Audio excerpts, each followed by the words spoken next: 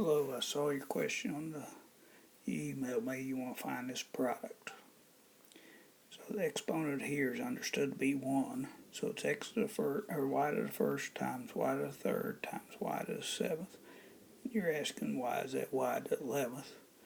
Well, the product rule for exponents, x to the a times x to the b, what you do is you add the exponents. And so you would add this 1y to this 3y's and this 7. 1 plus 3 plus 7, that's 11.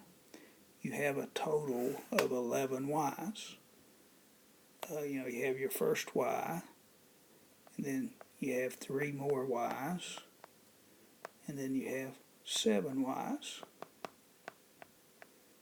There's 7 of them here.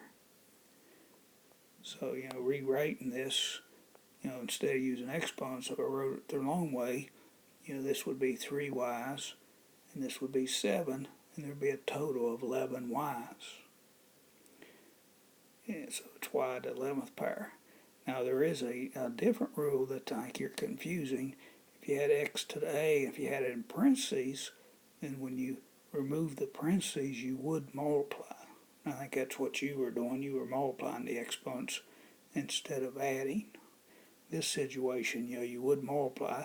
X to the third raised to the 7th power would be x to the 21st power.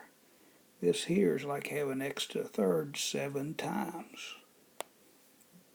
So it would be like x to the third times x to the third. It would be like having it 7 times.